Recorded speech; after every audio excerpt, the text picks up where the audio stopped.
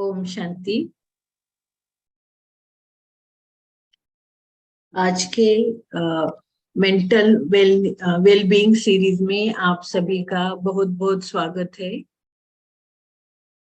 Good evening all of you. आज हमारे बीच कल्पना दीदी उपस्थित है और उनका हम सभी पहले सेशन को ज्वाइन हुए थे, लेकिन कुछ आज नए अगर जुड़ गए हैं तो उनके लिए मैं उनका जरूर परिचय करना चाहूंगी। कल्पना दीदी स्पिरिचुअल काउंसलर है और head of the department spiritually and wellbeing global hospital में है, from mount Abu Rajasthan. She is the senior Rajyoga teacher at Brahma Kumaris world spiritual university. आपने अपनी लाइफ पूरी स्पिरिचुअल सर्विस के लिए दी है और लास्ट 28 ईयर्स से आप डेडिकेटेड लाइफ राजयोगा के लिए दे रही है। और आप राजयोगा की meditation practising Rajyoga meditation practitioner है और पिछले 35 ईयर्स से आप स्पिरिचुअल लाइफस्टाइल्स से रह रही है। आपने एमएससी साइकोलॉजी किया है। आप एक अच्छी काउंसलर भी है, काउंसलिंग भी किया है आपने, एमएससी काउंसलिंग। आप बहुत बड़े अच्छे एक स्पीकर भी हो और आपने अलग अलग टॉपिक्स के ऊपर नियर अबाउट 1500 सेशंस लिए हैं। और आप values in health care spiritual approach programme जो मधुबन से ऑर्गेनाइज किया जाता है, उसके आप फैसिलिटेटर भी हो और आप ओवरऑल इंडिया के लिए इस प्रोग्राम आप देख रहे हो। आप में बहुत खूबियां है। आप एक अच्छी राइटर भी है। आपको रीडिंग अच्छा लगता है, इंस्पायरेशन बुक्स भी आपने लिखे हैं। आपको म्यूजिक सुनना भी बहुत अच्छा लगता है। आपने बहुत सारे प्लेसेस में विजिट की है और आपको स्पिरिचुअल नॉलेज एक्सप्लोर करना यही आपकी डेडिकेशन है।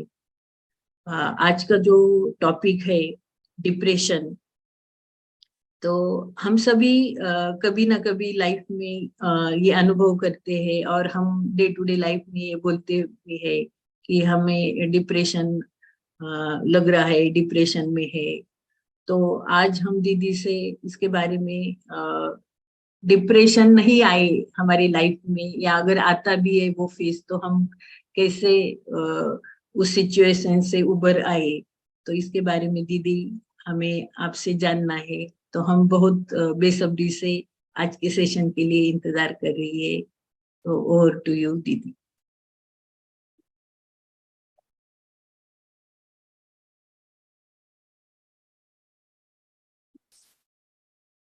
दीदी आपकी आवाज नहीं आ रही है।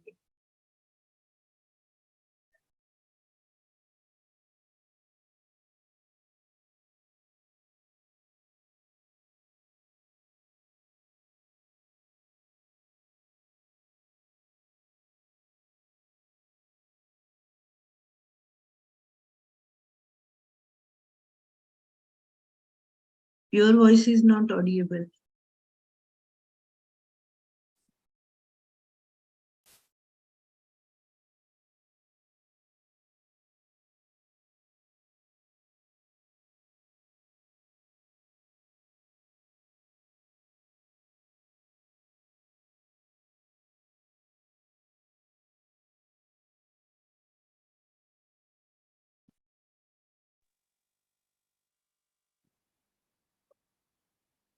ओम शांति दीदी, आपकी साउंड नहीं आ रही है। आप एक बार लीव करके दोबारा से ज्वाइन करके देखिए।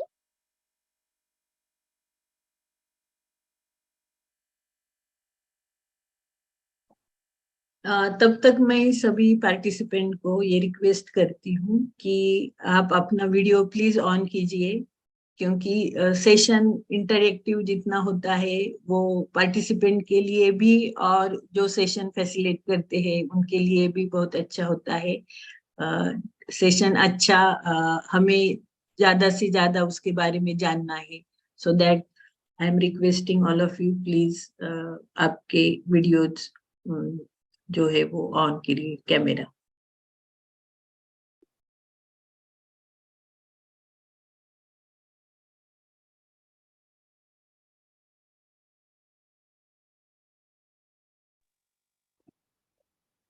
नहीं दीदी, अभी भी साउंड नहीं आ रहा है आपका। शायद कुछ नेटवर्क इशू हो गया है। या दूसरे अगर आप दूसरे डिवाइस से अगर कनेक्ट हो सकते हैं तो वो भी एक बार चेक कर लीजिए।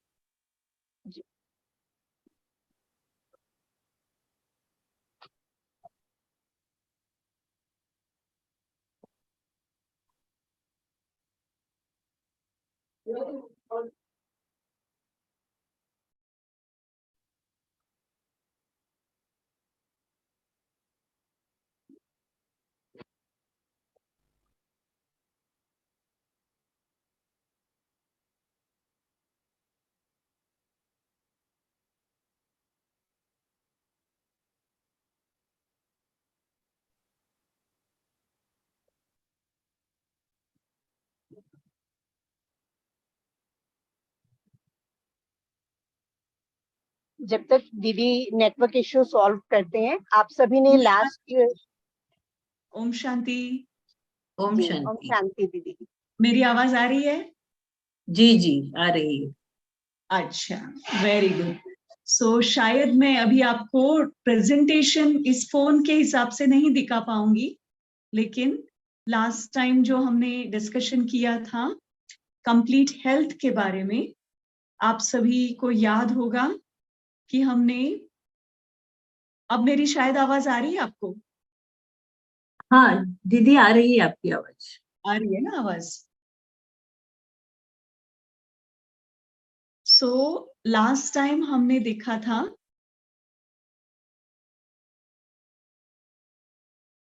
कि गुस्सा हमारे जीवन में किस तरह से प्रभाव डालता है, और बहुतों ने अपनी उस गुस्से की बात को महसूस करके उस पर काम भी किया होगा। तो मैं जानना चाहती हूँ कि कितने लोग हैं जिन्होंने सेल्फ रिफ्लेक्शन के माध्यम से अपने गुस्से पर काम किया और उसमें सुधार महसूस किया। कितने ऐसे लोग हैं जिन्होंने, और वही चीज हमारे शक्ति का साधन बनती है। जब आप गुस्सा किए बिना चुप रहकर लोगों को आंसर करती है, तो पता चलता है कि ना केवल हमारे अंदर के गुस्से का निवारण हुआ है, लेकिन उनके अंदर भी वो महसूस था आ रही कि मुझे बदलना है। सो अगर हम चाहते हैं कि दोनों तरफ अच्छा इफेक्ट हो, मैं भी ठीक रहूं और जिनके साथ मेरा व्यवहार है वो भी ठीक हो जाए, तो हमें गुस्से की जगह पर शांति का उपयोग करना है। शांति के साथ साथ प्रेम भी बहुत अधिक कार्य करता है। हम आध्यात्मिक ज्ञान के और योग के मार्ग पर चलते हैं, तो प्रेम का हमारे लिए बहुत अधिक महत्व है। रूहानी प्यार की हम बात करते हैं, जिस्मानी प्यार नहीं। जिस्मानी प्यार तो टेम्पररी है, जो थोड़े टाइम के लिए प्रभाव डालता है, दूसरों को आकर्षित करता है, या फिर हम उन किसी को अपने प्रभाव में ला सकते हैं। लेकिन जो रूहानी प्यार होता है, जिसमें अपनापन तो होता ही है लेकिन स्वार्थ नहीं होता है, और पवित्र प्रेम की जो भावना होती है, इससे परिवर्तन बहुत सहज होता है। तो कितनी भी बड़ी गुस्से वाली व्यक्ति हो, हम उसके साथ अगर शांति की शक्ति का इस्तेमाल करें, प्रेम का इस्तेमाल करें, तो हमें विश्वास है कि हम जरूर सफलता हासिल कर सकते हैं। तो बहुत अच्छी बात है, आपने गुस्से के ऊपर काम किया। आज हम थोड़ा सा आगे बढ़ेंगे। जैसे हमने कहा था कि डिप्रेशन को हमें समझना है, और आपने लास्ट टाइम जैसे देखा होगा कि हम किसी भी बात को समझने के लिए सबसे पहले अपने आप में उसको टेस्ट करते हैं। तो आज का जो सब्जेक्ट है अंडरस्टैंडिंग डिप्रेशन, डिप्रेशन को हिंदी में अवसाद कहते हैं, जो उदासी, निराशा, हताशा के रूप में हमारे जीवन में दिखाई देती है। और अगर ये निराशा, हताशा और उदासी लंबे समय तक चलती है, तब वो हमें अकेलापन की तरफ ले जाती है। तो आज हम अच्छी तरह से डिप्रेशन को समझेंगे। जैसे आप में से कई लोग मुरली सुनते हैं, तो एक हमारे सामने आईना होता है, जिसमें हम अपनी पर्सनालिटी को देखते हैं कि मुझ में ये चीजें कहाँ तक है। उसी तरह से आज हम अपने आप को चेक करेंगे कि मुझ में कहीं अवसाद के कोई लक्षण तो नहीं है। तो मुझे अपने आप को कैसे चेक करना है? तो आपने नोटपैड और पेन आपके पास रखा होगा, डायरी पेन। तो थोड़ा सा हमें आज अपने आप को देखना है। तो पहला प्रश्न है, क्या दिन भर और खासकर सुबह के समय मुझे उदासी महसूस होती है? चेक करना है। आंसर आप अपने पास नोट करके रखिए। दिन भर या सुबह के समय क्या मुझे उदासी महसूस होती है? ठीक है। दूसरा प्रश्न है कि क्या मुझे छोटी छोटी बात पर दुख का अनुभव होता है? मैं दुखी महसूस करती हूँ?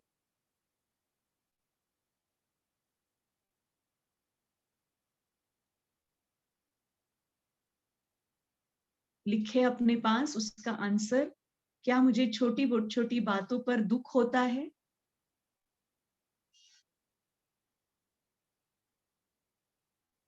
चेक कर रहे हैं हम अपने आप को। लगभग हर दिन मुझे थकावट या कमजोरी महसूस होती है? तीसरा प्रश्न है, मुझे थकावट या कमजोरी महसूस होती है? लिखे अपनी डायरी में। क्या दिन भर मुझे थकावट या कमजोरी महसूस होती है? चौथा प्रश्न है, क्या मैं बात बात पर स्वयं को दोषी मानती हूँ? जो कुछ भी मेरे आसपास हो रहा है जो ठीक नहीं है, क्या मैं अपने आप को उसके लिए दोषी मानती हूँ?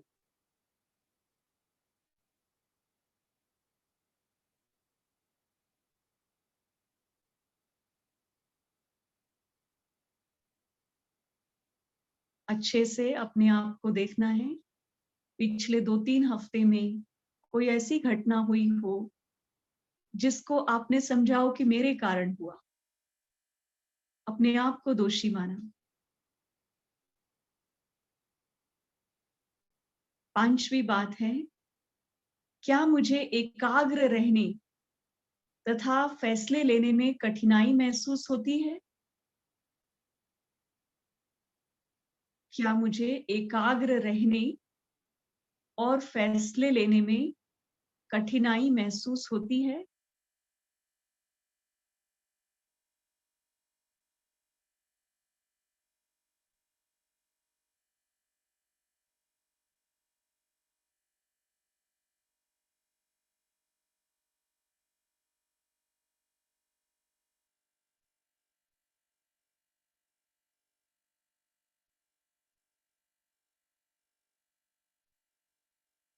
फिर अगला प्रश्न है, मैं सारे दिन में जो भी काम करती हूँ या करता हूँ, उसमें मुझे खुशी होती है या निराशा आती है? जबरदस्ती करना है इसलिए करती हूँ या खुशी से करती हूँ या करता हूँ?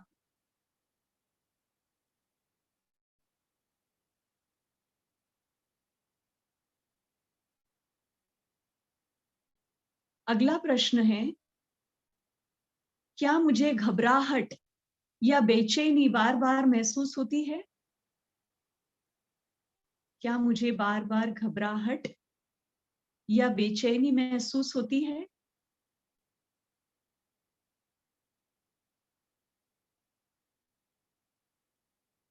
आप प्रश्न नहीं लिखेंगे तो भी चलेगा, केवल आंसर लिखिए। क्या बार बार मुझे रोना आता है? मैं भावना प्रधान होकर क्या रोने लगती हूँ?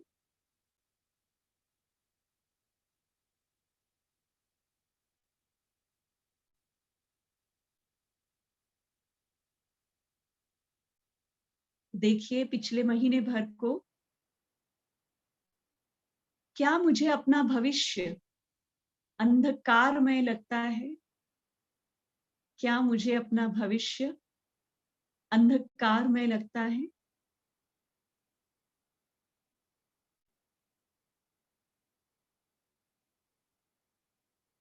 यह भविष्य अस्पष्ट नजर आता है?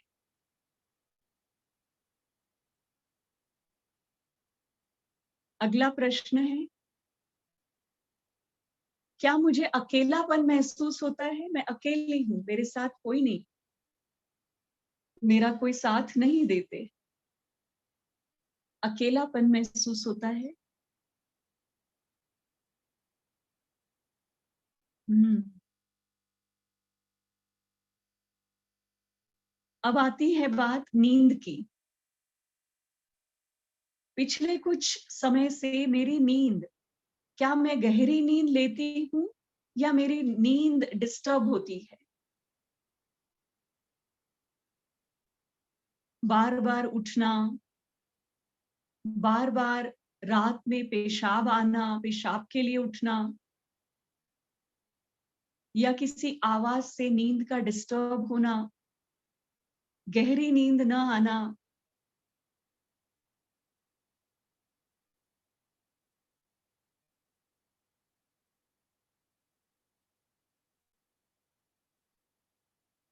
अगला प्रश्न है, क्या मेरी भूख बिल्कुल कम हो गई है या फिर ज्यादा हो गई है? मैं ज्यादा खा रही हूँ या एकदम कम खा रही? भोजन मेरा बैलेंस्ड है या असंतुलित है? या तो ज्यादा खाना या कम खाना?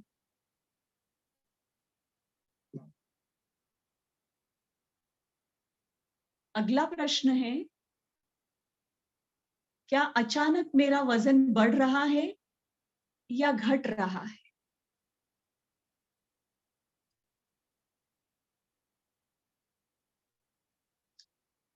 देखिए अपने वजन को कि मेरा वजन बढ़ रहा है, घट रहा है।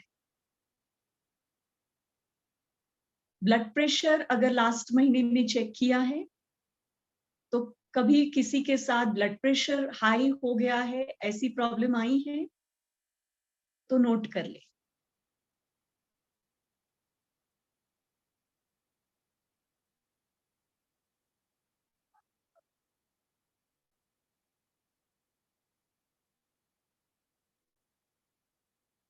अब मैं चाहती हूं कि ये जो सारे प्रश्न हैं इनमें से 5 या 6 प्रश्नों में जिनको लगता है कि मुझे डिस्टरबेंस महसूस होता है, वो लोग यस करके लिखे चैट बॉक्स में।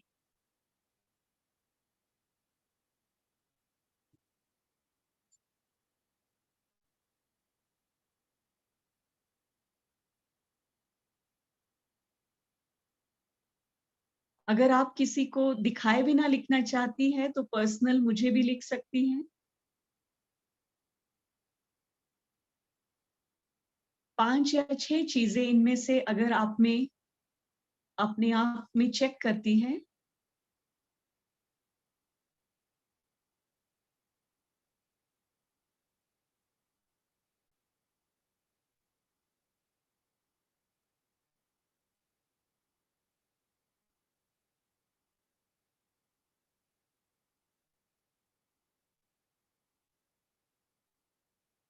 मैं देख रही हूं कि कुछ लोग यस लिख रहे हैं।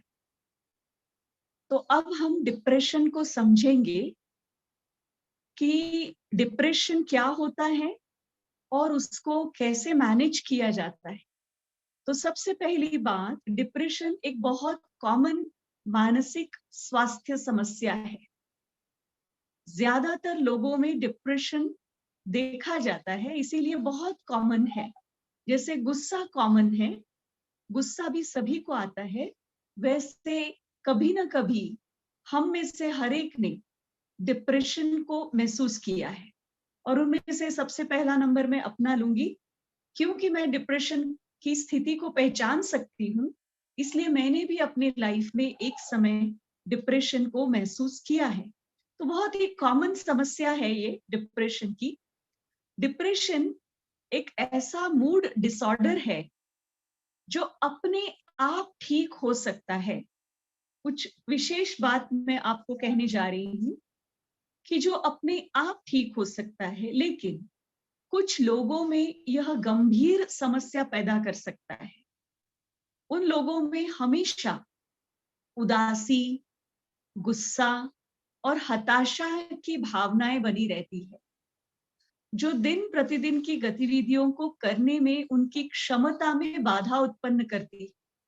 उनका गुस्सा, उनकी उदासी और उनका हताशा रोजमर्रा के कार्य करने में उनको बाधा उत्पन्न करती है, उनके रिश्तों को प्रभावित करती है, रिश्तों में दूरियां आती है, और डिप्रेशन के कई बार कारण बीमारियां भी, डिप्रेशन के कारण वो बीमार भी महसूस कर सकते हैं।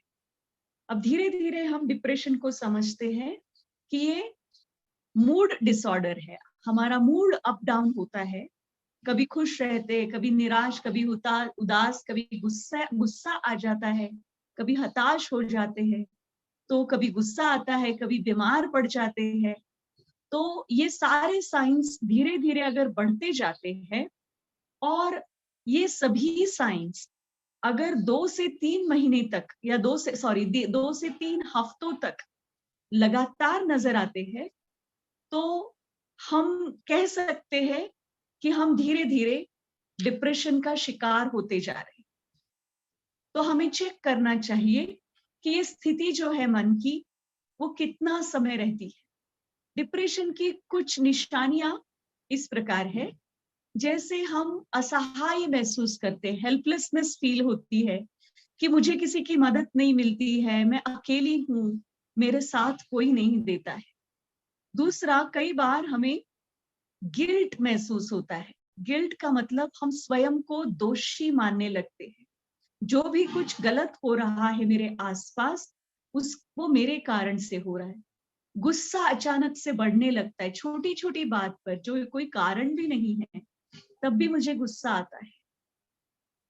हम परिवार और मित्रों से दूरी बनाने लगते हैं, अकेले रहना पसंद करते हैं, और अकेले में बहुत ज्यादा सोचने लगते हैं। एकाग्रता नहीं रहती है। हम में से बहुत सारे लोग नियमित योग का अभ्यास करते होंगे। आप महसूस करते हैं कि आप योग में बैठते हैं आधा घंटा, 1 घंटा, लेकिन 5-10 मिनट भी एकाग्रता नहीं रहती है। अक्सर डिप्रेशन के मरीज में मृत्यु के विचार आते हैं कि अगर मैं मर जाऊं तो अच्छा, या फिर मैं अपने आप को मार दूं। ये एक एक्सेसिव थिंकिंग प्रोसेस है, जिसमें व्यक्ति आत्महत्या के बारे में भी सोच सकता है। मैं जानती हूँ कि हम में से कोई भी इस तरह के एक्सट्रीम लक्षणों के शिकार नहीं है, फिर भी हमें उसकी जानकारी होना जरूरी है, क्योंकि हमारे आसपास कुछ लोगों में हम जब इस तरह के सिम्टम्स देखते हैं, तो हम उन्हें मदद कर सकते हैं। इसलिए हमें इन सभी निशानियों को जानना जरूरी है। तो मृत्यु के बारे में सोचना, या फिर आत्महत्या का प्रयास करना, या उसके बारे में सोचना। भूख, एपेटाइट में परिवर्तन आता है, भूख कम या ज्यादा होने लगती है। हम बिल्कुल थके हुए महसूस करते, खुद को, हमारे में कोई एनर्जी नहीं रहती है। बहुत ज्यादा नेगेटिव सोच चलती है हमारी। सब कुछ अच्छा हो रहा है, लेकिन बुरे विचार बहुत आते हैं। नींद डिस्टर्ब होती है, या तो बहुत ज्यादा सोएंगे या बिल्कुल नींद नहीं आएंगे। और कई लोग ऐसी अवस्था में, मानसिक अवस्था में कभी कभी नशे का सहारा लेते हैं। शराब, सिगरेट और बहुत सारे मादक द्रव्य जो उनको आसानी से मिल पाते हैं, उसके अधीन हो जाते हैं। वो अपनी उस मानसिक स्थिति से बाहर निकलने के लिए कुछ न कुछ प्रयास करते हैं, और जिन प्रयासों में कई बार ये डिसीजन वो लेते हैं कि हम नशा कर ले तो शायद हमें ठीक हो जाए। सो डिप्रेशन और उदासीनता, सैडनेस में क्या अंतर है? सैडनेस जो है, उदासीनता है, वो दिन में एक आध बार हमें महसूस हो सकती है, वो एक कोई परमानेंट नहीं है। हाँ, सारे दिन में कभी एक आध बार हमें उदास महसूस हुआ तो वो डिप्रेशन नहीं है। डिप्रेशन एक सीरियस मेंटल हेल्थ डिसऑर्डर है। उदासी जो है, कभी कभी किसी विशेष कारण की वजह से, किसी ने मुझे बुरा कहा, किसी ने मुझे पूछा नहीं, या किसी ने मुझे पहले जैसा रिस्पेक्ट नहीं दिया, तो मुझे उदास महसूस हो सकता है, परंतु वो डिप्रेशन नहीं। सो डिप्रेशन एक लॉन्ग टर्म मेंटल अस्वस्थता है जो मुझे महसूस होती है। डिप्रेशन और सैडनेस को हम जब डिफरेंशिएट करते हैं,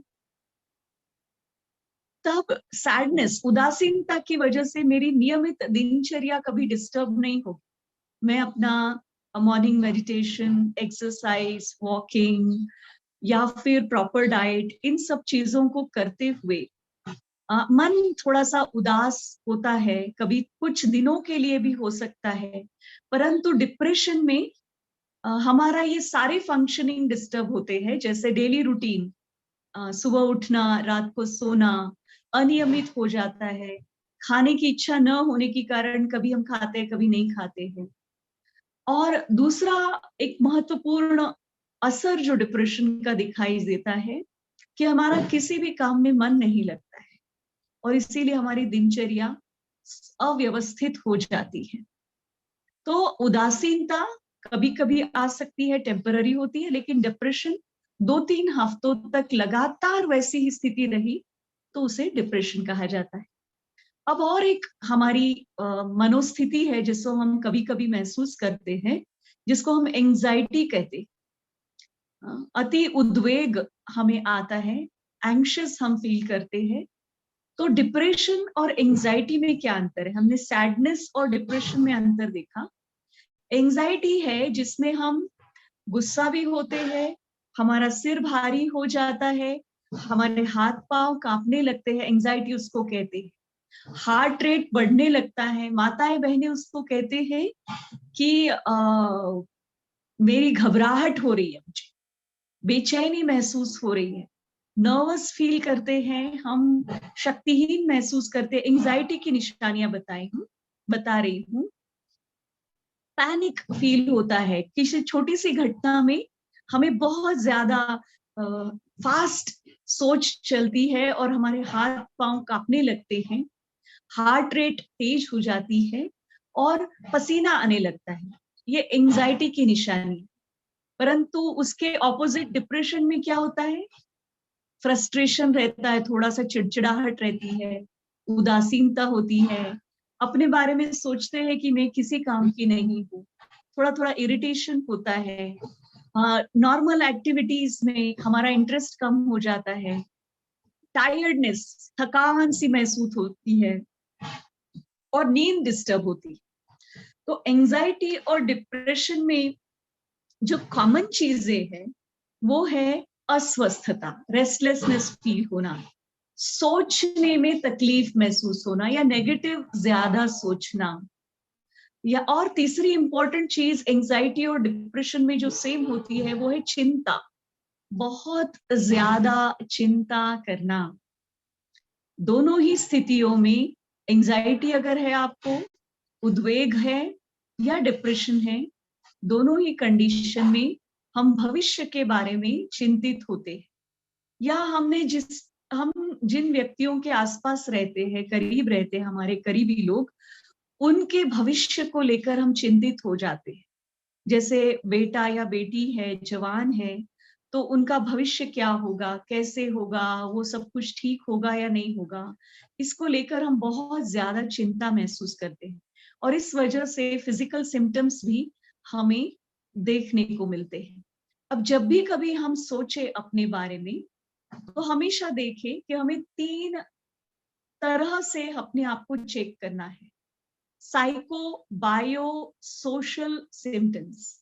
एक है साइकोलॉजिकल सिम्टम्स, दूसरे है बायोलॉजिकल सिम्टम्स, और तीसरे है सोशल सिम्टम्स। तो इस हिसाब से जब हम डिप्रेशन को देखते हैं, तो बायोलॉजिकल क्या साइंस दिखाई देते हैं डिप्रेशन के? तो एक टेंशन होता है, स्ट्रेस, तनाव। तनाव, अगर बार बार हमें तनावपूर्ण स्थिति आती है, तो उस तनाव को हम हैंडल नहीं कर पाते, फेस नहीं कर पाते हैं, तो एक बायोलॉजिकल कंडीशन है, हमारी हेल्थ, हमें बीमारी है लंबे समय से जो ठीक नहीं हो रही है, इस वजह से भी डिप्रेशन होता है।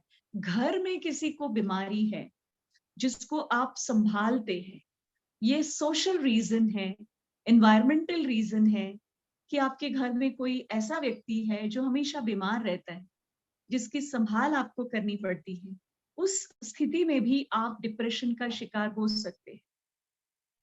दूसरी एनवायरमेंटल कंडीशन ये है कि समझो आपके घर में किसी की डेथ हो गई, जो व्यक्ति आपके बहुत करीब था, जिसके साथ आपकी अटैचमेंट थी, और उस व्यक्ति की डेथ हो गई जिसको आप भुला नहीं पा रहे हैं, तब भी आपके मानसिक स्थिति में डिप्रेशन को बढ़ावा मिलता है। एज के अकॉर्डिंग आप सभी देखते हैं कि जैसे जैसे हमारी एज बढ़ती है, वैसे वैसे हमारी इनसिक्योरिटी बढ़ती है कि हमें कौन संभालेगा। अगर हम कामकाज नहीं कर पाए तो हमें कौन संभालेगा, अगर हम बीमार पड़े तो हमें कौन संभालेगा। अगर हम बीमार पड़ जाते हैं और वो बीमारी जल्दी ठीक नहीं होती है, तब भी हम डिप्रेशन को महसूस करने लगते हैं, डिप्रेसिव फील करने लगते हैं। माताएं बहनें जिनका मेंस्ट्रुअल साइकिल जो होता है, वो जब खत्म होने के नजदीक होता है या खत्म हो जाता है, उसके बाद भी उनको डिप्रेसिव फील होता है। तो ये बायोलॉजिकल रीजन। कई माताएं जिनकी डिलीवरी हो जाने के बाद, बच्चा डिलीवर करने के बाद, उसको पोस्टपार्टम डिप्रेशन कहा जाता है, क्योंकि अगर पहला बच्चा है तो बच्चों को संभालने की आदत तो नहीं होती है, तो वो जिम्मेदारी वो झेल न पाने के कारण और हार्मोनल चेंजेस होने के कारण उनको डिप्रेसिव फील होता है। बट ये टेम्पररी होता है। थोड़े समय के बाद जैसे वो अभ्यस्त हो जाते हैं, बच्चे की जिम्मेदारी संभालने लगते हैं, और परिवार के अन्य लोग भी बच्चे की जिम्मेदारी संभालने के लिए उनको मदद करते हैं, तब वो धीरे धीरे उस डिप्रेशन से बाहर निकल कर आती है। तो हमने देखा कि कैसे शारीरिक, बायोलॉजिकल और एनवायरमेंटल कारण भी हो सकते हैं हमारे डिप्रेशन के। तो मैं चाहती हूँ आप चैट बॉक्स में लिखो कि मैंने अपनी लाइफ में जब जब भी थोड़ा सा डिप्रेसिव फील किया है, तो किस वजह से मैंने डिप्रेशन फील किया है। लिखे चैट बॉक्स में। इतने जो अनेक कारण हमने देखे, कभी कभी जो मैंने अपने जीवन में डिप्रेशन को महसूस किया है, तो वो किस कारण से।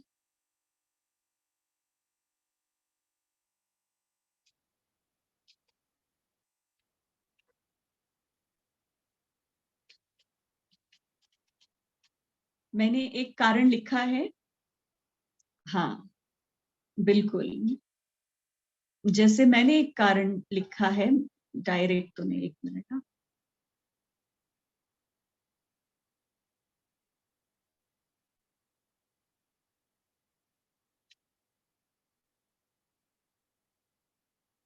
तो वैसे भी, हाँ, फ्यूचर का टेंशन है, मेनोपॉज के बाद है, करियर रिलेटेड वरीज है, उसके बाद डिप्रेशन फील किया होगा।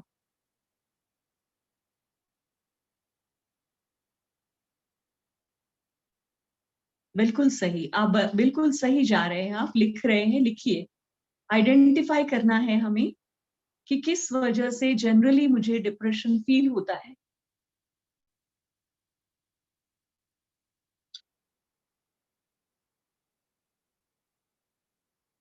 बिल्कुल, लिखते जाइए।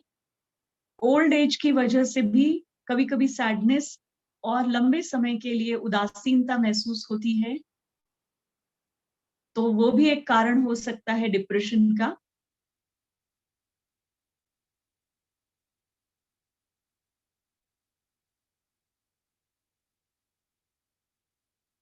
ठीक है, आप आइडेंटिफाई कर पा रहे हैं अपने डिप्रेशन के कारण को। हम थोड़ा और अधिक देखते हैं जिनको बहुत ज्यादा सोचने की आदत है।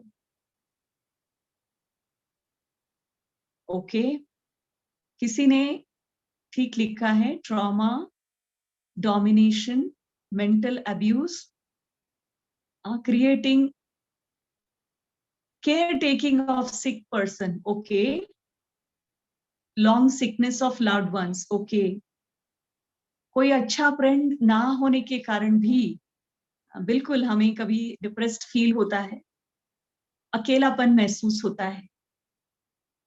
बिल्कुल सही लिख रहे हैं आप। किसी किसी को बहुत ज्यादा सोचने की आदत होती है, ओवर थिंकिंग कहा जाता है, और सोच में भी नकारात्मकता अगर ज्यादा हो, नेगेटिव सोच ज्यादा चलती हो, तब भी डिप्रेशन फील होता है। जब बहुत देर से हम डिप्रेशन के बारे में बातें कर रहे हैं, सोच रहे हैं, थोड़ा सा हम बॉडी को एक्टिवेट करेंगे। तो मैं चाहूंगी कि आप सभी अपना वीडियो ऑन करें, हम थोड़ी एक छोटी सी एक्सरसाइज करेंगे। अपना वीडियो ऑन करें सभी। Very good, very good. हमारे हाथ हैं, हाथों को देखिए, और अब हाथों के अंगूठे को अंदर में लीजिए और उंगलियों को थोड़ा सा एक्सरसाइज।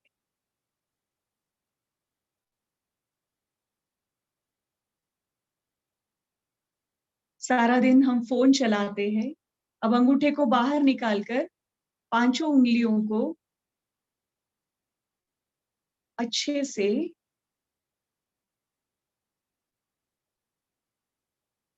फोन चलाते हैं, हाथों से हम काम करते हैं, हाथों की उंगलियों का संबंध पूरे हाथ का भी संबंध पूरे शरीर से जुड़ा हुआ है।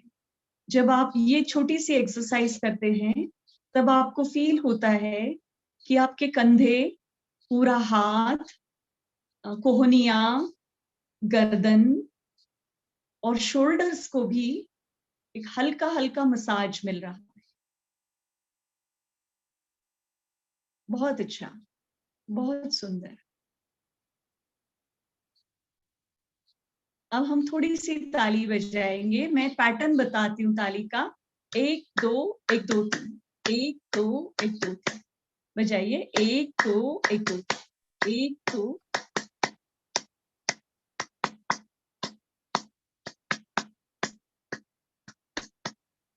Very good, very good.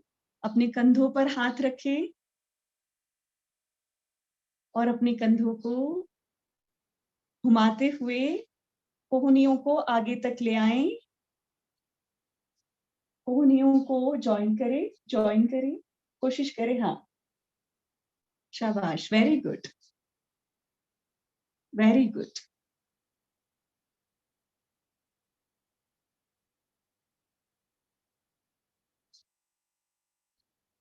अब रिवर्स, रिवर्स।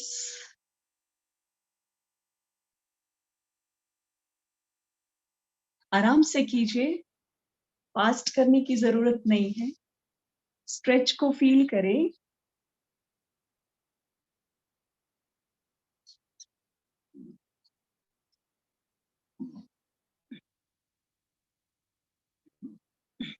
अब मुट्ठियों को बंद करके अंगूठा अंदर अपने पेट के नाभि के पास मुट्ठियों को ले जाएं, नाभि के पास, और कंधों को सर्कल में घुमाएं।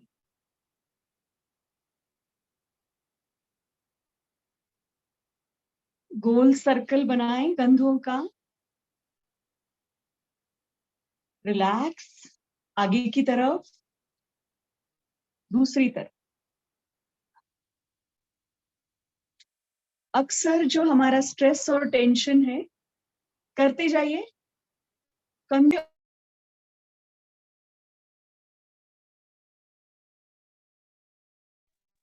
इस तरह से बैठे बैठे भी एक्सरसाइज करते हैं। आगे चल के नेक्स्ट जब हम ब्रेक लेंगे तब पैरों की एक्सरसाइज बताएंगे। अभी नेक की एक्सरसाइज। नेक को पीछे करें, सीधा बैठकर नेक को पीछे करें, सामने ले आए, अपनी चिन को अपने चेस्ट से टच करने की कोशिश करें, चिन टू चेस्ट। आराम से पीछे ले जाएं, आंखें खुली रखें,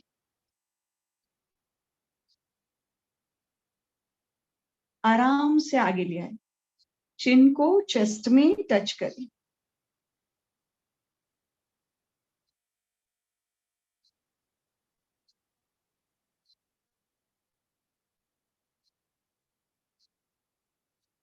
अब राइट साइड, गर्दन को राइट साइड झुकाएं। 1 2 3 4 5। लेफ्ट साइड, कंधे पर रेस्ट करे गर्दन। 1 2 3 4 5। आराम से राइट साइड,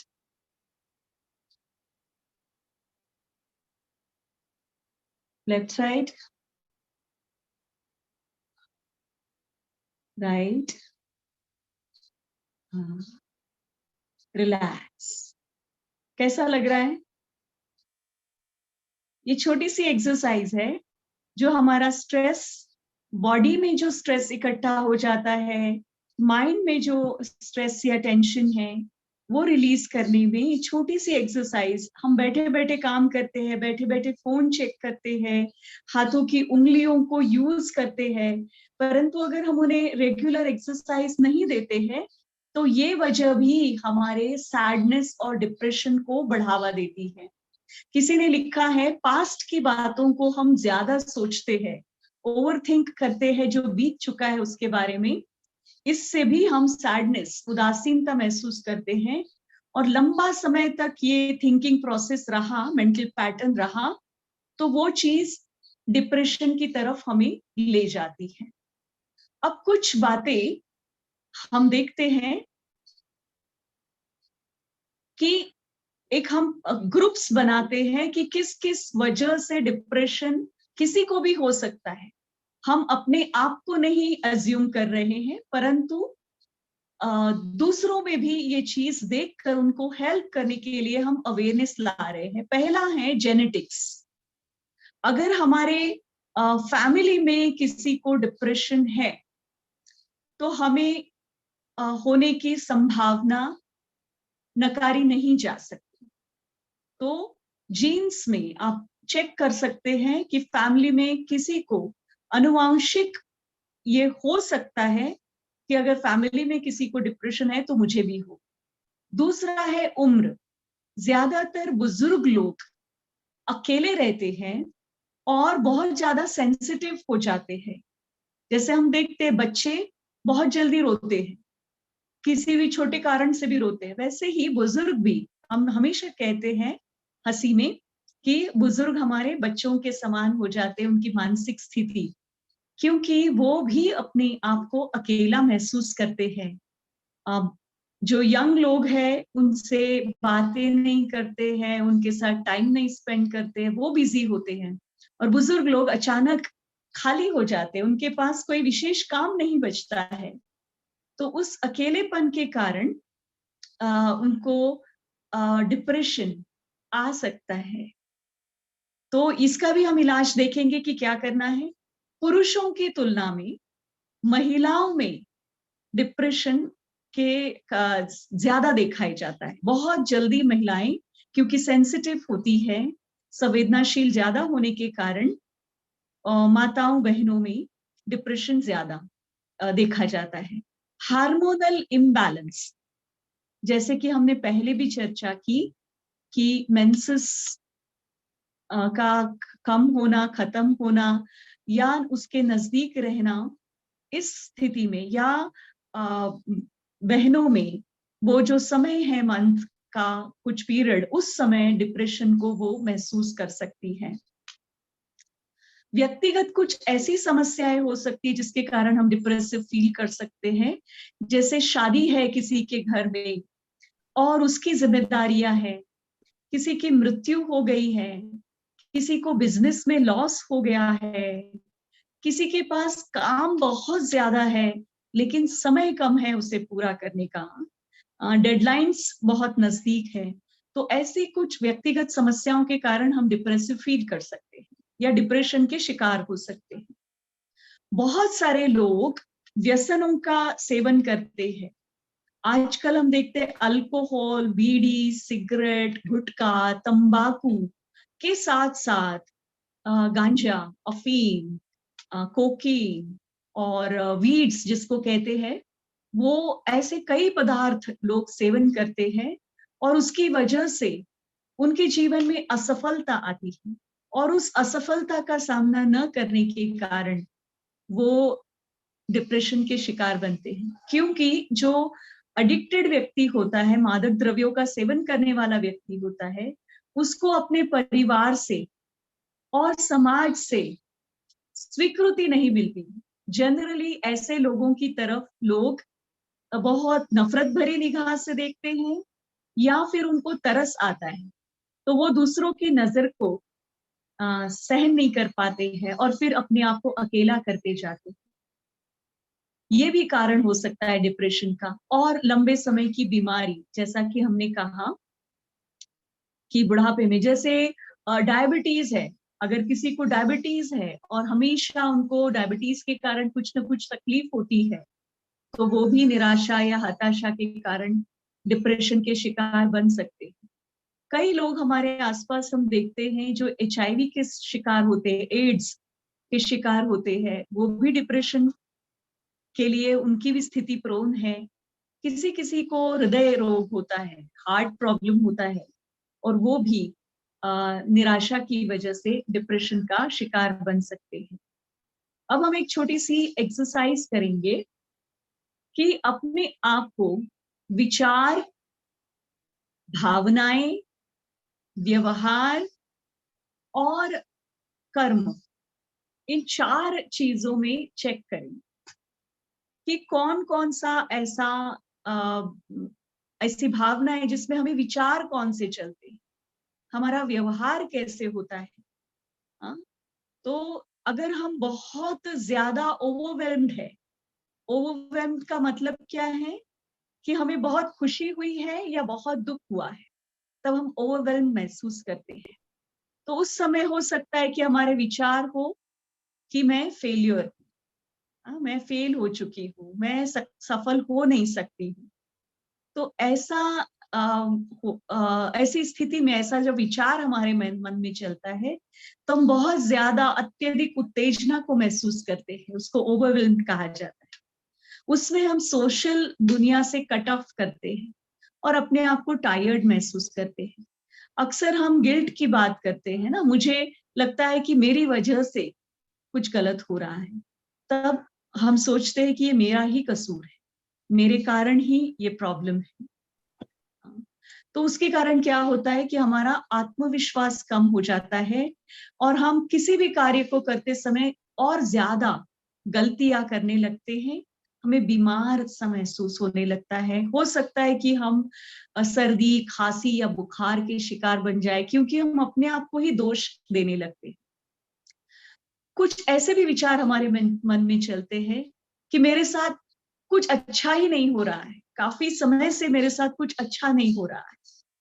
तो जब ऐसी भावना होती है, ऐसे विचार होते हैं, तो हम चिड़चिड़ाहट को महसूस करते हैं और फिर हम अपने रिश्तेदार और दोस्तों से दूरी बनाते हैं चिड़चिड़ाहट की वजह से।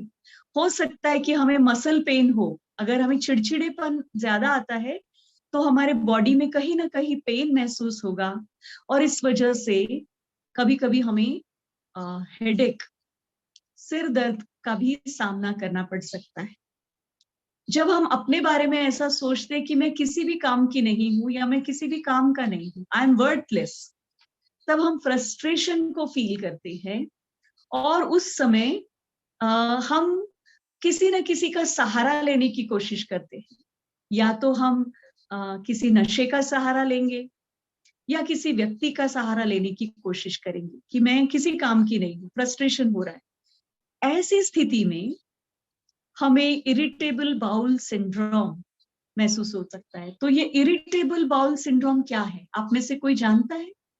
किसे कहते हैं इरिटेबल बाउल सिंड्रोम? क्या होता है इस स्थिति में? इरिटेबल, अभी जस्ट मेरे पास एक नौजवान आए 33 वर्ष के, जिनको पिछले 3-4 साल से, कोरोना काल से ही उनका काम ठीक से नहीं चल रहा है। जो भी काम करते हैं उसमें उनको नुकसान हो रहा है, और इस वजह से उन्होंने शराब पीना और सिगरेट पीना शुरू किया है। और अब उनकी हालत ऐसी है कि वो जब भी कभी कुछ भी खाते हैं तब उन्हें फ्रेश होने के लिए जाना पड़ता है, लेट्रीन की फीलिंग आती है और उन्हें जाना पड़ता है।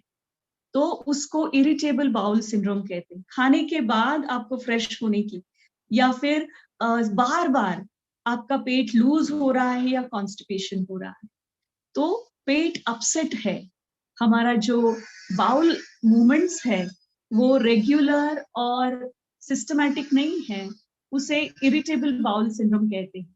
तो ये हमारे फ्रस्ट्रेशन की वजह से होता है, जीवन में सफलता नहीं मिल रही है इसकी वजह से होता है।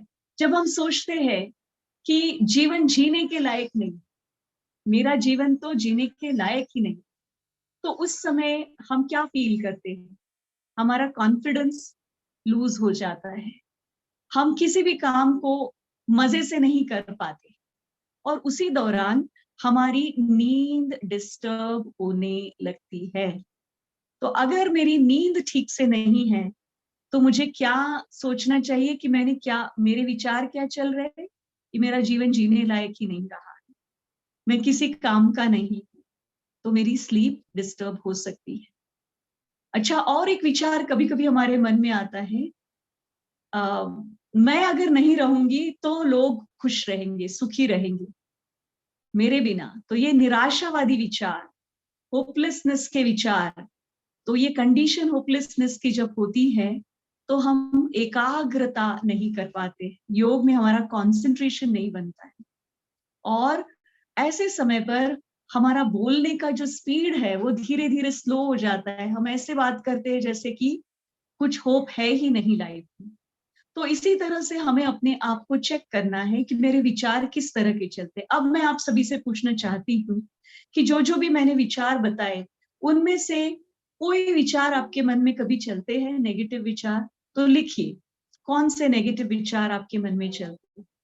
अगर आप सबके सामने नहीं शेयर करना चाहते हैं तो पर्सनल मुझे भी लिख सकते हैं कि कोई नेगेटिव विचार आपके मन में चलते हैं।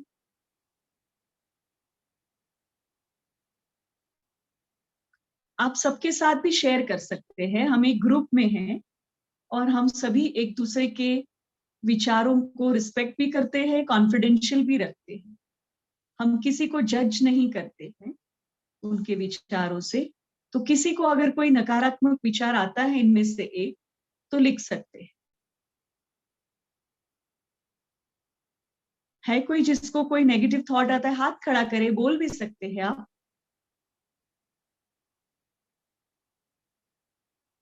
आशीष, कभी कोई नेगेटिव थॉट आता है? नहीं आता है? कभी कभी आता है।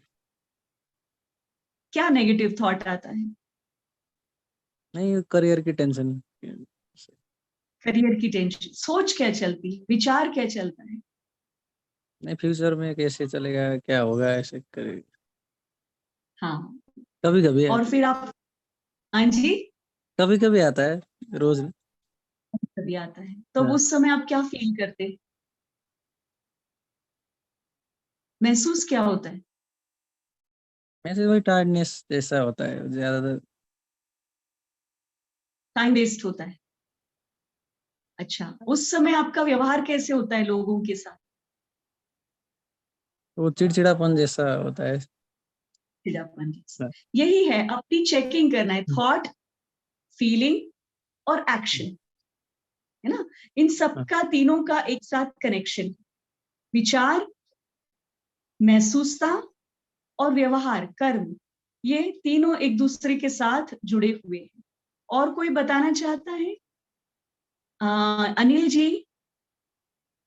और दीदी विनया जी ने भी हाथ हैंड रेज किया। हाँ जी, विनया, विनया जी, अनिल जी के बाद, अनिल जी पहले बोले। वैसे तो निराश कुछ अभी वैसे फीलिंग्स आती नहीं है, फिर भी आपने जो 12वां क्वेश्चन पूछा था कि क्या मेरी नींद डिस्टर्ब होती है, हाँ डिस्टर्ब होती है, बार बार पेशाब होने से। तो ये मैं हाँ, सोच रहा हूँ कि किस तरह से, क्या मेरे खाने में कुछ ऐसा होता है क्या कि जिससे मेरी बार बार पेशाब आती है। ये मेरा हो गया है लास्ट 7 to 8 डेज में, बस। ये तो निराशा का कारण है नहीं, फिर भी मुझे सिर्फ अभी बोलने का मौका आया, इसके वजह से मैं बात कर रहा हूँ। बाकी हाँ जी, कोई वैसी बात निराशा नहीं आती, नहीं। जी। जी, तो आपकी एज क्या है? 73। हाँ, इस एज में भी आप काफी फिट है यस और हाँ, संतुष्ट भी है, रिलैक्स यस है, हैप्पी यस, है। हाँ, ये अच्छी बात है। वेरी मच तो हो जाए। लेकिन आप अगर इस उम्र तक आप इतना अच्छा मेंटेन कर पाए हैं अपने आप को, तो मैं जानती हूँ कि आप अपना कारण भी ढूंढ लेंगे कि किस यस वजह से आपकी नींद डिस्टर्ब होती है और उसे कैसे ठीक किया जाए, यस है ना? यस, तो अगर हम खुद खुद को ट्रीट करते हैं तो वो ज्यादा इफेक्टिव होता है। और कभी कभी किसी ऐसी सिचुएशन जब हम अपने आप ठीक नहीं कर सकते, उस समय हम किसी की मदद ले सकते हैं। विनया जी, विनया जी। हाँ दीदी, करेक्ट है। जी, बिल्कुल, ओ, विनया जी। ओम शांति दीदी। ओम शांति। हाँ जी। दीदी मुझे डिस्टर्ब स्लीप होने की प्रॉब्लम है और कई बार आपने अभी जैसे बोला कि कैसे आपके थॉट्स या इमोशंस है, तो कई बार इरिटेशन महसूस होती है। मैं डिफरेंटली एबल्ड पर्सन हूँ और जैसे आपने कहा कि इरिटेशन की वजह से शायद मुझे हमेशा मसल पेन होती है। मुझे अभी फ्रोजन शोल्डर से भी मैं गुजर रही हूँ, तो काफी पेन है। या फिर अभी जैसे घुटनों का दर्द, मेरी एज 55 कंप्लीट है, I am running 56 and I am physically handicapped, but I have been in teaching field and I want to work with children. So the kind of work I do with children is related to mind and, working on their sanskars. But I feel sometimes helpless because not many parents are interested in this kind of workshops. So, and this is the source of my bread and butter because I was into teaching academics. पर academic सभी कर रहे हैं, ये कोई कर नहीं रहा है और मुझे एकेडमिक सिखाने में संतुष्टता नहीं मिली, तो मुझे ये करने में मिलती है। लेकिन इसके लिए ज्यादा डिमांड नहीं है मार्केट में, या people are not willing to pay for this. So sometimes I get anxiety, as you said, because I know it's not depression, it's neither sadness, but I'm little anxious, like how things are going to move, and I really want to do good work, I also want to do seva, but it's not happening. Okay, Vinita ji का सवाल बहुत ही हम सबके लिए एक learning होने वाला है। बहुत सही आपने प्रश्न पूछा है, ये आपका प्रैक्टिकल प्रॉब्लम है। लेकिन इसमें हम एक चीज को ध्यान रखेंगे, हम इसको ABC के साथ लेंगे। पहले तो एक्सेप्टेंस, हमें प्रैक्टिस करनी होगी कि जो हमारी कंडीशन है, फिजिकल, मेंटल या सोशल जो भी कंडीशन है, तो मैं जानती हूँ कि विनया जी ने एक्सेप्ट तो किया है और एक्सेप्टेंस के साथ उन्होंने अपने लाइफ को बहुत अच्छी तरह से मैनेज भी कर रही है। लेकिन लाइफ में चलते चलते कुछ ऐसे अप्स एंड डाउन्स आना पॉसिबल है। तो विनया जी के साथ जो सिचुएशन है उसमें सबसे पहले नींद की बात आती है। तो हमारे ओवरऑल हेल्थ के लिए, मेंटल और फिजिकल हेल्थ के लिए और सोशल हेल्थ के लिए भी, और स्पिरिचुअलिटी जो हम प्रैक्टिस करते हैं उसके लिए भी नींद का बहुत अच्छा होना, क्वालिटी बहुत बहुत बहुत ज्यादा इंपॉर्टेंट है। मैं सबसे फर्स्ट प्रेफरेंस नींद को दूंगी, और मैं हम सभी के लिए ये बात रिपीट कर रही हूँ कि हम सबको रात की कम से कम 6 घंटे की नींद, गहरी नींद का आनंद लेने की आवश्यकता है। तो आप सभी चेक करें कि क्या मुझे रात में 6 घंटे गहरी नींद आती है। अगर आती है तो मुझे खुश होना चाहिए, और अगर नहीं आती है तो मुझे क्या करना चाहिए, क्या करना चाहिए। तो उसके लिए कुछ उपाय, अभी हम डिप्रेशन के साथ साथ उपाय को भी समझेंगे। तो नींद सबसे ज्यादा इंपॉर्टेंट है। तो नींद के लिए क्या करना चाहिए? तो 8 बजे के पहले हमारा डिनर हो जाना चाहिए। अगर हम डिनर लेट से करते हैं तो हमारा स्लीप साइकिल भी उतना ही लेट जाता है।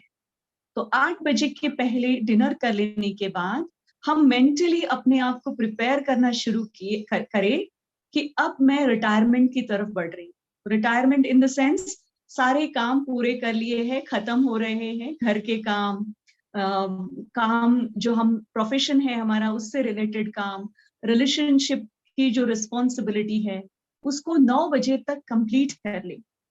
9 से 9:30 के बीच में हम अपने आप को अगर फ्री कर लेते हैं सब प्रकार के कामों से, तो 9:30 से 10 बजे तक का टाइम हम अपने आप को दे सकते हैं नींद के लिए प्रिपेयर करने के लिए।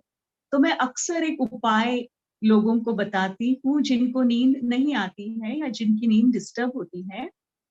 तो एक रिचुअल है कि हम हाथ मुंह पांव अच्छे से धो लें, और अगर हम अपने पाँव को 10 मिनट नमक के पानी का, गुनगुने पानी का सेक करते हैं तो पैरों को आराम मिलता है। हम जानते हैं सारा दिन हम पैरों पर खड़े रहते हैं या पैर हमारे हम काम में लाते हैं, तो वो जो थकावट है पैरों से अगर निकल जाती है, नेगेटिव एनर्जी भी अगर निकल जाती है, तो गुनगुने पानी में हम सहन कर सके ऐसे नमक डाल के उसमें 10 मिनट तक अगर हम अपने पैरों को सेक देते और उसके बाद पाँव को पोंछकर नारियल का, सरसों का या कोई भी ऑयल थोड़ा सा, और या फिर क्रीम लेकर हम अपने पाँव के तलवों की 2 मिनट के लिए मालिश करते, पैरों को अच्छे से दबाते हैं प्रेस करके, तो हम फिजिकली हमारे बॉडी को ये मैसेज मिलता है कि अब मेरे मालिक मुझे रेस्ट देने की तरफ बढ़ रहे हैं, अब मुझे आराम मिलने वाला है। बॉडी को मैसेज मिल जाता है, हमारे सबकॉन्शियस माइंड को भी मैसेज मिल जाता है कि अब सब काम पूरे हो गए हैं और मुझे गहरी नींद लेनी है। उसके बाद जो स्पिरिचुअल प्रैक्टिशनर्स है, जो मेडिटेशन करते हैं, वो लोग 10 से 15 मिनट मेडिटेशन की प्रैक्टिस करें अपने बेड पर बैठकर। हम उसके बाद जैसे 9:30 के बाद हम किसी से भी फोन पर बात करना या जनरली भी वार्तालाप करना बंद कर दे। साइलेंस। अगर हम रात को बातचीत करते हैं, समझो कि मेरा अगर क्लास है 9 बजे के बाद और मुझे बहुत ज्यादा बोलना पड़ता है, तो मुझे महसूस होता है कि मुझे देर तक नींद नहीं आती, क्योंकि हम एक्टिव हो गए, हमारा ब्रेन एक्टिव हो गया, तो हमें नींद नहीं आएगी। तो 9 बजे के बाद लगभग किसी से बात ना करें, फोन पर तो बिल्कुल बात ना करें, लेकिन आपस में भी, जैसे हम जानते हैं स्पिरिचुअल प्रैक्टिशनर्स कि हम साइलेंस को ज्यादा इंपॉर्टेंस देते हैं, तो जितना हम 9 बजे के बाद साइलेंस में रहेंगे उतना हम गहरी नींद का आनंद ले सकते हैं। तो 9:30 से 10 के बीच में आपने खुद को, बॉडी को प्रिपेयर किया सोने के लिए, माइंड को प्रिपेयर किया सोने के लिए, और अपने बिस्तर पर बैठकर, साफ सुथरे बिस्तर पर बैठकर ध्यान किया, मेडिटेशन किया, परमात्मा को याद किया, और दिन के सारी बातों को परमात्मा को अर्पण करके, अपने मन को रिलैक्स करके, खाली करके, हम परमात्मा को अपना सब कुछ हवाले करके निश्चिंत होकर सो जाए। तो अगर इतना हम अपने लिए करते हैं तो 6 घंटे की गहरी नींद मेरा राइट है, मैं डिजर्व करती हूँ, वो मुझे मिलनी ही चाहिए। तो नींद और हमारा गहरा संबंध है। अगर हम नींद के साथ कोई भी एक्सपेरिमेंट करते हैं, या तो देर तक जागना, नींद की जगह फोन का इस्तेमाल करना, नींद की जगह कोई किताब पढ़ना, किसी से बातें करना, तो नींद हमसे नाराज हो जाती है। ठीक है ना? बच्चों को हम ऐसे समझाते हैं ना। हाँ, नींद हम उम्र भर के लिए, नींद हमारी साथी है ना साथी? और अगर ये साथी हमारा साथ छोड़ दे तो क्या होगा? डिप्रेशन 100% हमको होगा ही। तो नींद को अपना सच्चा साथी बनाना है। गहरी नींद का जो आनंद लेते हैं वो डिप्रेशन के शिकार भी हुए तो भी बहुत जल्दी उससे बाहर निकल सकते हैं। तो पहला एस्पेक्ट है नींद, जिसको हमें बहुत अच्छी तरह से इम्पोर्टेंस देना है। अगर आपको कहे कोई रात को सोने की जगह पर कहे कि चलो हम आपको 2 लाख रुपए देते हैं, हाँ? तो आप क्या सिलेक्ट करेंगे, नींद या 2 लाख रुपए? हाँ, क्या सिलेक्ट करेंगे बताइए? हाँ, करोड़ों रुपयों से ज्यादा इंपॉर्टेंट हमारी नींद है। कोई भी ऐसा इंपॉर्टेंट काम नहीं हो सकता है जो कि नींद की जगह पर आप करें और उससे आपको बेनिफिट मिले। नींद इंपॉर्टेंट है। आप सभी इस बात को एक्सेप्ट भी कर रहे हैं और वो जरूरी है, चाहे कितना ही कोई फायदा करने वाली बात हो, मुझे नींद को नहीं। कुछ लोग देखो बातचीत करते हैं, घर में मेहमान आते हैं, बातें करते करते 9, साढ़े 9, 10 कब बज जाते पता नहीं चलता है। आपने देखा होगा कुछ लोग बातचीत करते करते उठकर चले जाते। क्यों? क्योंकि उनका बेल बज गया है, नींद का बेल बज गया है। और अगर आप ऐसा करते हैं और आपको कोई कुछ बोलता है कि आप ऐसे कैसे हम बातें कर रहे आपस बीच से उठ के जा रहे, तो आप उन्हें भी समझाइए कि पहले नींद और फिर बातें। ठीक है? हम सभी को परमात्मा की शिक्षाएं भी यही मिलती हैं कि कहते हैं 10 करो बस, 10 करो बस। हाँ, तो नींद हमें इम्पोर्टेंट। अच्छा, दूसरी इम्पोर्टेंट चीज, बहुत इम्पोर्टेंट चीज, वो है हमारा डाइट, भोजन। 3 टाइम हम भोजन करते हैं, तो हम चेक करें कि भोजन के साथ हमारा किस तरह का संबंध है। क्या हम काम की वजह से भोजन के समय को टालते हैं? मुझे काम है, मैं बाद में खाऊंगी। हाँ, कुछ बच्चे मेरे पास रेगुलरली आते हैं काउंसलिंग के लिए, उनमें ये चीज देखी गई है कि वो काम के ज्यादा इतने पीछे रहते हैं कि घंटा भर थाली भोजन की उनके सामने पड़ी रहती है, लेकिन वो खाते नहीं हैं। तो ये अन्न का अपमान है। भोजन के 3 समय निश्चित कर ले, उस समय पर बिना किसी कारण को दिए हमें भोजन के को स्वीकार करना है प्रेम से। हम लकी है कि हमको भोजन मिल रहा है। दुनिया में ऐसे लाखों करोड़ों लोग हैं जिनको एक टाइम का भोजन नहीं मिलता है। तो भोजन के साथ अगर हम किसी भी तरह के एक्सपेरिमेंट करते हैं नींद और भोजन के साथ, तो हम डिप्रेशन का शिकार बन सकते हैं, बहुत ज्यादा चांसेस है। तो दूसरी चीज है भोजन, सात्विक भोजन तो हम इंपॉर्टेंस देते ही हैं उस चीज का। तीसरी इंपॉर्टेंट चीज है, मैं जल्दी जल्दी वाइंड अप कर रही हूँ, अभी बहुत सारी चीजें थी बट हम डिस्कस बाद में करेंगे। तीसरी इंपॉर्टेंट चीज है एक्टिविटी लेवल, एक्सरसाइज। हम बहुत ज्यादा आजकल हम देखते हैं कि सिटिंग ज्यादा होती है, तो हर आधे घंटे बाद एक बार मुझे उठना है, एक चक्कर लगा के आना है, फिर बैठना है। अगर लंबा समय की सिटिंग है, अभी भी हम ज्यादा समय बैठे लेकिन हमने बीच में एक्सरसाइज किया, थोड़ा बहुत एक्टिविटी किया, तो चाहे हमारी उम्र कितनी भी हो, बट हमारी एक्टिविटी को स्टॉप नहीं करना है। सुबह शाम वॉकिंग कर सकते हैं आप, हल्की एक्सरसाइज कर सकते हैं, प्राणायाम कर सकते हैं। बुजुर्ग लोग हैं, वो बाजार से चीजें लाने का काम अपने जिम्मे रख सकते हैं ताकि उस बहाने उनकी वॉकिंग हो जाए, इंटरेक्शन हो जाए, सोशल। कुछ महिलाएं जो घर में हैं वो छोटे मोटे काम, घर के रिस्पॉन्सिबिलिटीज ले सकती हैं। मतलब मुझे एक्टिव रहना है। और उसके अलावा सुबह आधा घंटा या शाम को आधा घंटा मुझे प्राणायाम और योगासन का अभ्यास करना है। अगर आपने नहीं सीखा है तो जरूर सीखें। तो डिप्रेशन के से बचने के लिए अपने आप को एक्टिव रखना बहुत जरूरी है। और हम सब मेडिटेशन तो करते ही हैं, करते हैं ना? मेडिटेशन करते हैं ना? नहीं करते? हाँ।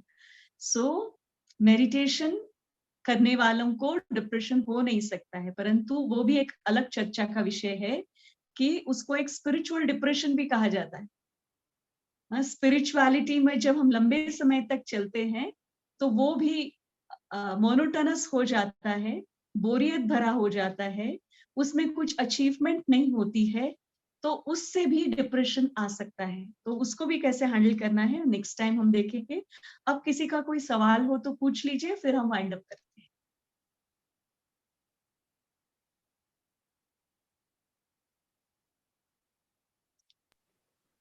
जी, जैसे हम 11 बज जाते हैं सोने में रात को, क्योंकि फैमिली को खिला के ही सोएंगे, लेकिन कोशिश यही रहती है कि सब लोग खा लें तभी वो हो। लेकिन सुबह हमें उठना है, अमृत वेला तो करनी ही है, कंपलसरी है वो तो कभी कभी ऐसा होता है कि 9:30-10 बजे हम निपट जाते हैं खा के, लेकिन 1 घंटा फिर हम अपना मेडिटेशन भी करना होता है, अपना कुछ पढ़ना भी होता है, वो करते करते 1 घंटा हो जाता है। तो 11 बजे हम सोते हैं, फिर सुबह मॉर्निंग में अमृत वेला 4 बजे करना होता है, तो 3:30 बजे उठना होता है। तो वो 6 घंटे की नींद तो हमारी नहीं हो पाती है। और अक्सर ऐसा ही होता है कि 11 बजे सोए और जब भट्टी कर रहे होते हैं 3 से 4 स्पेशल वाली, तो वो भी उस पे फिर 2:30 बजे उठना होता है।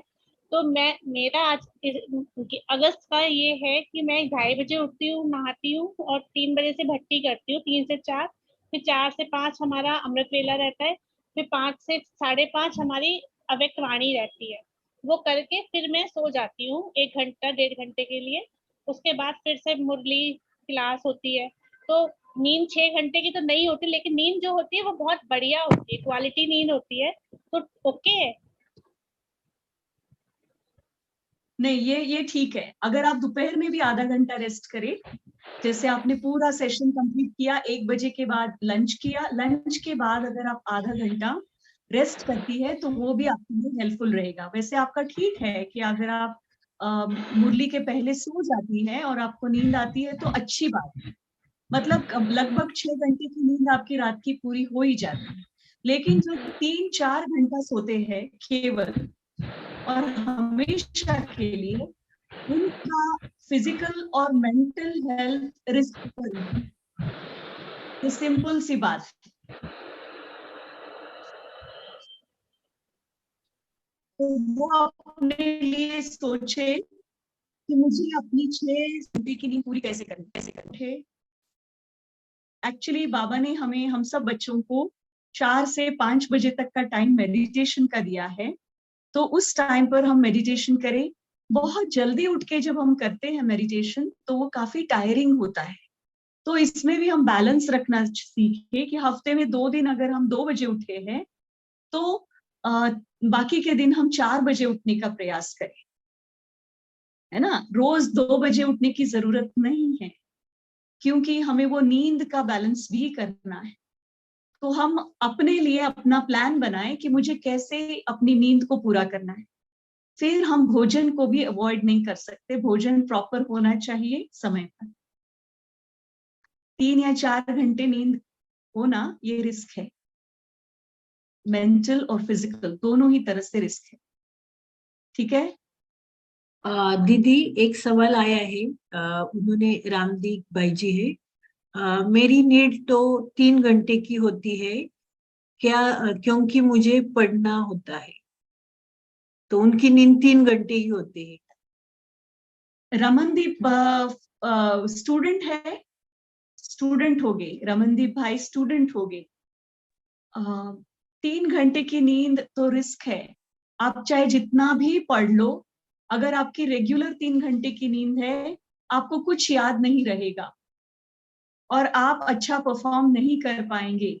नींद 2 तरह से जरूरी है। नींद में हमारी फिजिकल जो एनर्जी खर्च करते हैं और जो मेंटल एनर्जी खर्च करते हैं, दोनों की रिकवरी नींद में होती है। नींद में हमारी हीलिंग होती है, मेंटल और फिजिकल। इसलिए नींद हमारे लिए बहुत बहुत इम्पोर्टेंट है। तो आप इस बात को ध्यान में रखकर रात की कम से कम 6 घंटे की नींद, जो स्टूडेंट्स है वो फिर 5 घंटा कर सकते हैं, लेकिन नेक्स्ट टाइम कभी हम मिलेंगे तो उनको योग निद्रा के बारे में बता सकते हैं कि कैसे अपनी नींद को योग के साथ फुलफिल करना है और डाइट किस तरह का लेना है जिससे कि कम नींद में भी वो गुजारा कर सके। जिनको ज्यादा पढ़ना होता है, फिर भी कोई भी ऐसा स्टूडेंट नहीं हो सकता है जिसको नींद को त्याग कर पढ़ना पड़े। तो नींद तो इम्पोर्टेंट है ही। मैम एक्चुअली ना मेरा जो ब्रेन है वो नींद में भी चलता रहता है। जैसे मैं सोती हूँ, मुझे ना लाइक सेटिस्फेक्शन वाली नींद नहीं आती। मुझे ब्रेन में ऐसे ऐसे, जैसे मैंने कोई मेनिंजाइटिस पढ़ा है तो वो चल रहा है ब्रेन में, अगर मैंने डिप्रेशन पढ़ा है तो वो चल रहा है ब्रेन में। जब मैं उठती हूँ लगता ही नहीं है कि मुझे लाइक क्वालिटी नींद मिली है, ऐसे लगता ही नहीं है।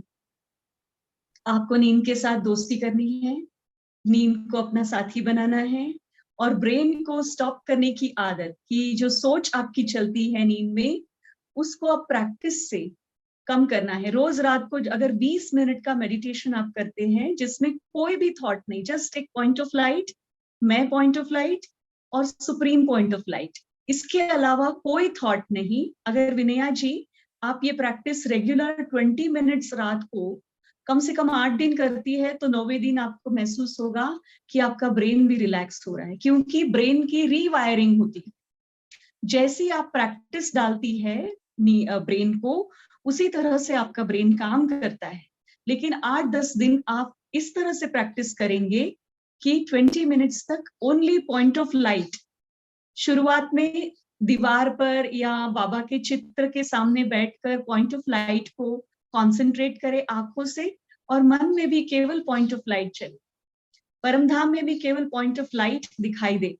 तो अगर इस तरह की प्रैक्टिस 20 मिनट की सोने से पहले आप कुछ दिनों तक करती है तो आपकी ब्रेन की रीवायरिंग होगी और आप गहरी नींद सोने के आदती बन जाएंगी। मैं ये 10 दिन तो बहुत कम बताया है। अगर कोई आप जैसा प्रैक्टिशनर नहीं हो रेगुलर मेडिटेशन का, उसके लिए कम से कम 3 महीने तक प्रैक्टिस करने की जरूरत है।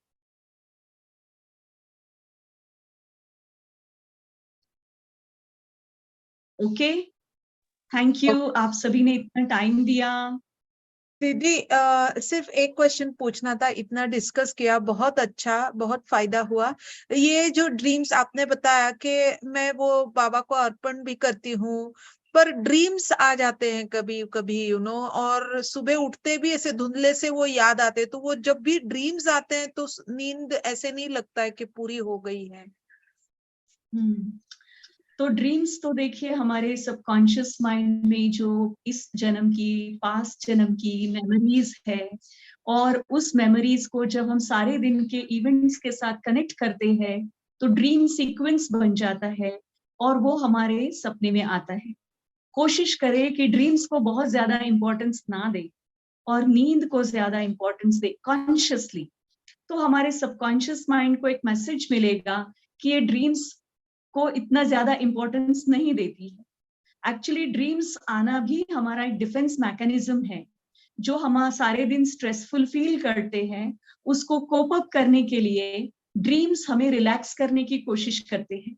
तो ड्रीम्स को अगर पॉजिटिव सेंस में आप लेती है तो बहुत अच्छा है। ठीक है, आते हैं ड्रीम, कोई बात नहीं। मैं अच्छे ड्रीम्स से मुझे एनर्जी मिलती है, ड्रीम्स से मुझे गाइडेंस मिलता है। ड्रीम्स को आप इतना ज्यादा इंपॉर्टेंस ना दे तो धीरे धीरे ड्रीम्स आना बंद हो जाएंगे और आपको याद भी नहीं रहेगी।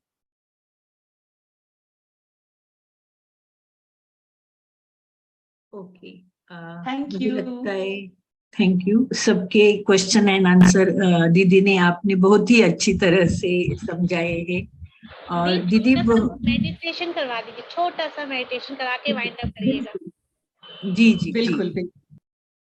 तो दीदी, सभी, हाँ जी, दीदी आज Thank you, हमने दीदी। जाना Thank you, कि thank you, डिप्रेशन बाबा। क्या होता है, उसके साइंस कैसे, साइन क्या क्या होते हैं, और उससे अगर हमें डिप्रेशन से पार होना है तो हमें मेंटल फिजिकल कैसे मेंटेन करना है, स्लीप का इम्पोर्टेंट, एक्सरसाइज का इम्पोर्टेंट कैसा है, आपने बहुत ही अच्छी तरह गहराई से समझा दिया।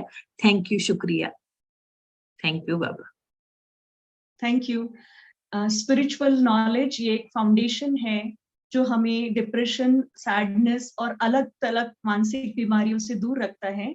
और मैं समझती हूँ कि आप सभी लोग स्पिरिचुअल नॉलेज से रेगुलरली कनेक्टेड होंगे और मेडिटेशन भी करते होंगे। तो चलिए हम थोड़ी देर के लिए मेडिटेशन का आनंद लेते हैं।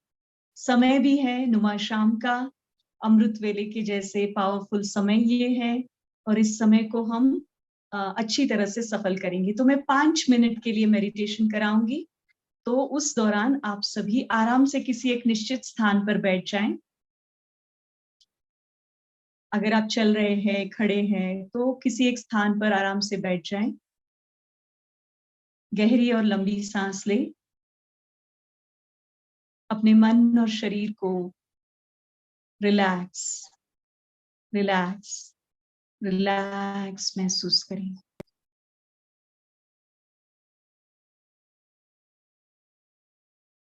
चारों ओर से अपने ध्यान को कलेक्ट करके अपने भीतर की ओर ले जाएं। इस शरीर के भीतर सकारात्मक ऊर्जा की बहुत बड़ी दुनिया है। मैं उस दुनिया से अपने आप को कनेक्ट कर रही हूं।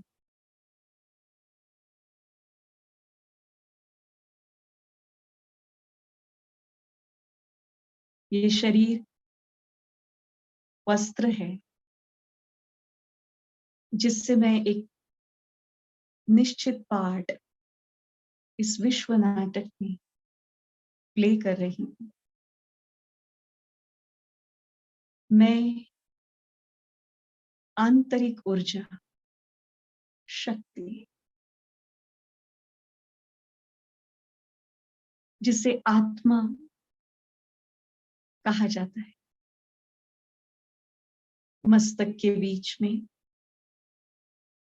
आंखों के पीछे, निश्चित स्थान पर मैं आत्मशक्ति विराजमान, बुद्धि रूपी आंख से मैं अपनी उस चैतन्य दैवी स्वरूप को लगातार निहार रही हूं।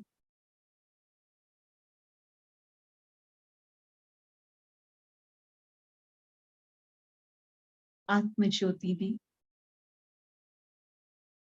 ज्ञान और समझ का घृत उसे और अधिक दिव्यता के साथ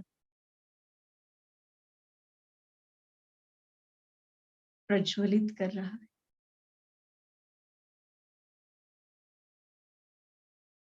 मेरा मन गहरी शांति का अनुभव कर रहा है।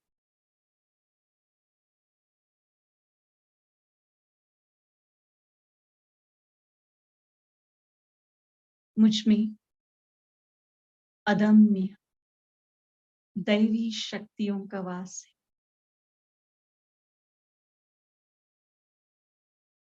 अपने भीतर के उस दैवी शक्तियों को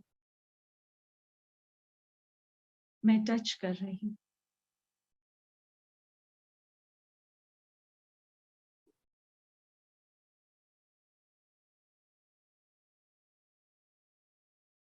शांति की लहरें मस्तक के बीच से निकलकर सारे शरीर में फैल रही।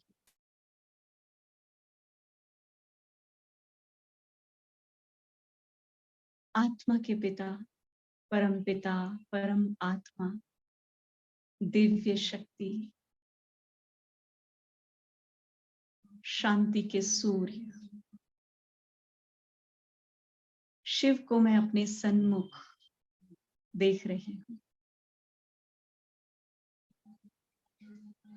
मेरे प्यारे पिता, शांति के सूर्य, मुझ पर शांति की शक्ति लुटा रहे।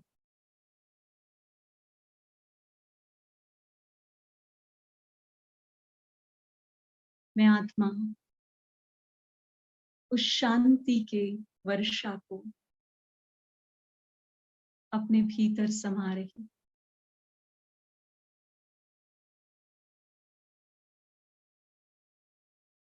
मेरा मन स्वस्थ है, शांत है। परमात्मा शक्तियां अविरत मुझ पर बरस रही।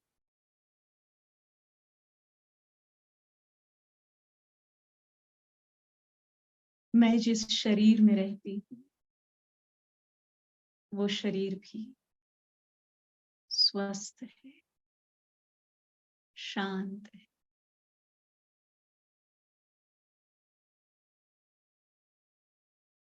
गहरी सांस ले।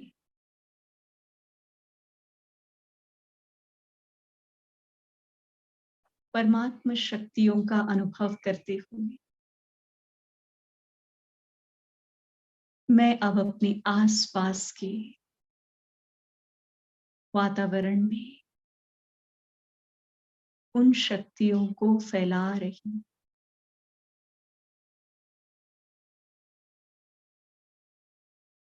परमात्मा से प्राप्त शक्तियां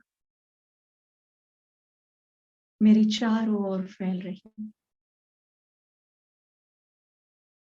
मेरा परिवार, आसपास के लोग धीरे धीरे समाज, देश और विश्व उन परमात्मा शक्तियों के संपर्क में आ रहे हैं। मेरे द्वारा विश्व में शांति स्थापना का कार्य हो रहा है।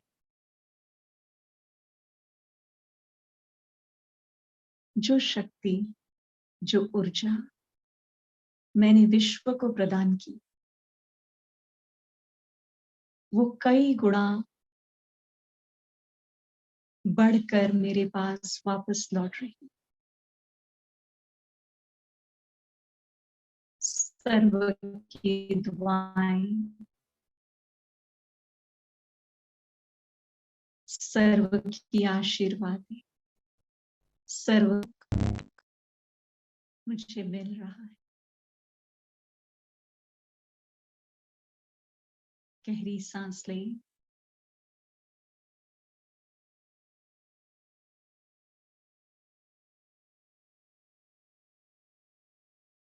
ओम शांति। धन्यवाद।